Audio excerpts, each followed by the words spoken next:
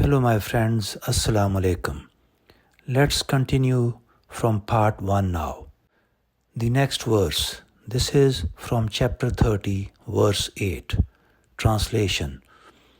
God has created not the heavens and the earth and all that is between them, except with true purpose and for a specified term. And indeed, many of mankind deny the meeting with their Lord. Analysis. This verse asserts that the creation of the heavens and the earth is purposeful and bound by a predetermined limit. It emphasizes the temporality of creation and criticizes those who deny the eventual meeting with their Lord, that is, the day of judgment.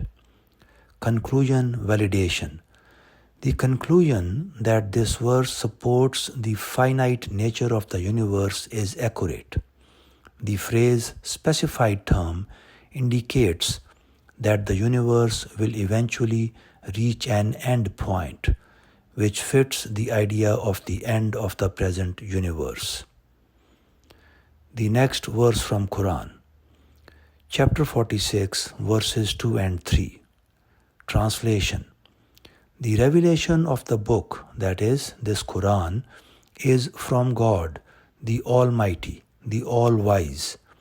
We created not the heavens and the earth and all that is between them, except with true purpose and for a specified term. But those who disbelieve turn away from that whereof they are warned. Analysis.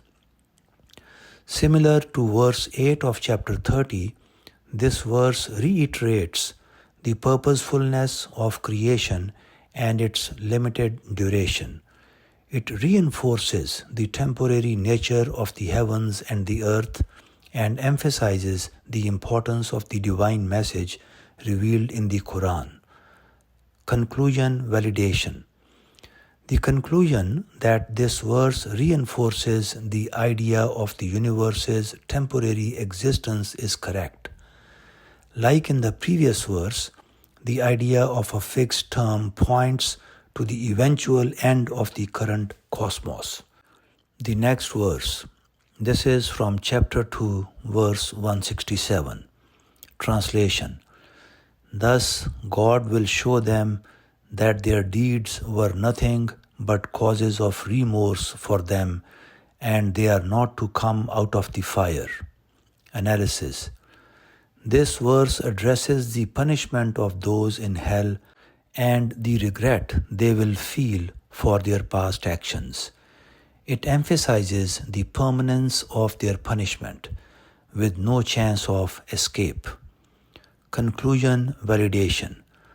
While this verse focuses on the punishment of hell, it doesn't directly refer to the end of the universe. However, in the broader context of eschatology, it contributes to the narrative of final judgment and eternal consequences, which supports your theme of the transition from this world to the eternal state. Next verse. This is from chapter 4, verse 48. Translation. Surely God does not forgive that a partner is ascribed to him, and he forgives anything short of that for whomsoever he wills.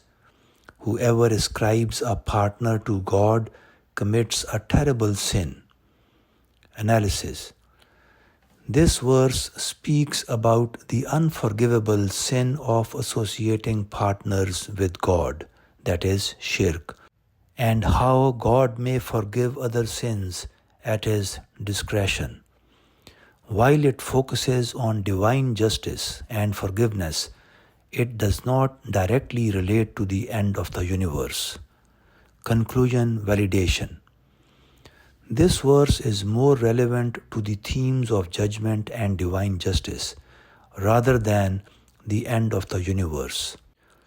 While it might be tangentially related to the idea of eternal consequences, that is, in hell or heaven, It does not directly support the idea of the universe's annihilation.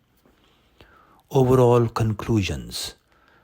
Your interpretation of the cited verses, especially in relation to the end of the present universe and the transition to an eternal state, is generally well-founded.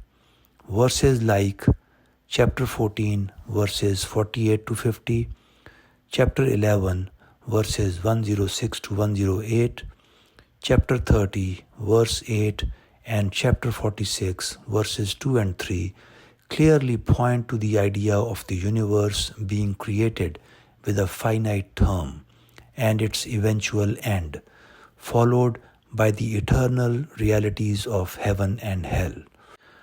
The concept of the universe shrinking or collapsing and the idea of a new permanent order emerging is a plausible theological interpretation based on the language used in these verses, though the exact mechanics, that is, shrinking, etc., are more speculative. However, verses like chapter 2, verse 167, and chapter 4, verse 48 are more focused on human consequences, that is, eternal punishment and the gravity of shirk, rather than the cosmic end directly. So their relevance to your theme is indirect.